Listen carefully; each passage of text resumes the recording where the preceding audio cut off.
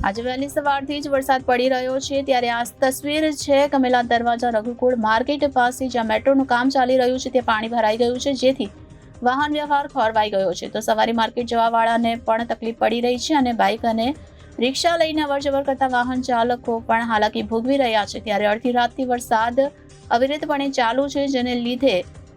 market વિસ્તારમાં પાણી ભરાઈ ગયું છે સાથે મીઠી ખાડી વિસ્તારમાં પણ પાણી ભરાઈ ગયું છે તો કમરુનગર પ્રાથમિક શાળામાં પણ ઘૂંટણ સમા જેટલા પાણી ભરાઈ ગયા છે અને જંગલશા બાવાની દરગાહ પાસે મેઇન રોડ પર પણ પાણી ભરાઈ ગયા છે જેથી લારી ગલ્લાવાળાઓ પાસે પણ પાણી ભરાઈ ગયા હોવાથી તેમને પણ હાલાકીનો સામનો કરવો પડી રહ્યો છે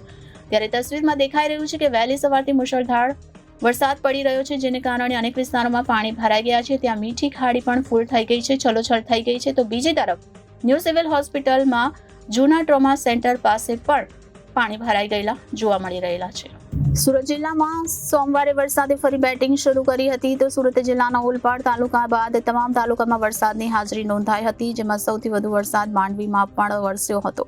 તો સુરત જિલ્લામાં 2 દિવસના વિરામ બાદ મેઘરાજા ફરી પોતાના મિજાજમાં આવ્યા હતા તો સોમવારની સવારથી જ વરસાદી માહોલ જામ્યો હતો અને સોમવારે શ્રાવણનો છેલ્લો સોમવાર હોય જેથી મંદિર જતા શિવ ભક્તોને પણ વરસાદનો સામનો કરવો પડ્યો હતો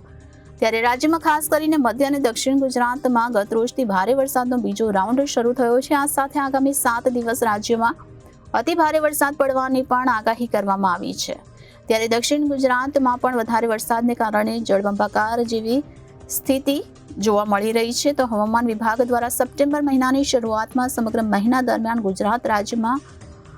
કેવું વાતાવરણ રહેશે અને કેવો વરસાદ રહેશે તે અંગે પણ આગાહી કરવામાં આવી છે તો ચોમાસાની ઋતુ દરમિયાન ગુજરાત રાજ્યમાં તાપમાનમાં ઉતાર ચઢાવ થતા હોય છે તો વર્ષ 2023માં સપ્ટેમ્બર માસમાં વરસાદનું પ્રમાણ સામાન્ય કરતાં ઓછું રહેતા તાપમાન વધારે નોંધાયું હતું ત્યારે આજે વહેલી સવારથી જ સુરત શહેરમાં વરસાદ પડી રહ્યો છે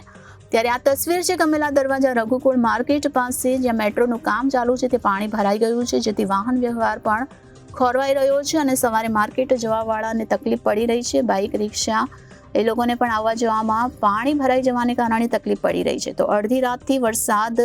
અવિરતપણે ચાલુ છે જેને કારણે મીઠી ખાડી વિસ્તારમાં પણ પાણી ભરાઈ ગયા છે કમરુનગર પ્રાથમિક શાળામાં પણ ઘૂંટણસમાં પાણી ભરાઈ ગયા છે સાથે જંગલશા બાવાની દરગાહ પાસે મેઇન રોડ પર પણ પાણી ભરાઈ ગયા છે જેથી લારી ગલ્લાવાળા પાસે પણ પાણી ભરાઈ ગયા છે જે તસવીરમાં દેખાઈ રહ્યું છે કે વહેલી સવારથી મુશળધાર વરસાદ પડી રહ્યો છે જેને કારણે મીઠી ખાડીની ખાડી પણ ફૂલ થઈ ગઈ છે છલોછલ થઈ ગઈ છે અને એક તરફ ન્યૂ સિવિલ હોસ્પિટલનું જૂનું ટ્રોમા સેન્ટર છે તેની પાસે પણ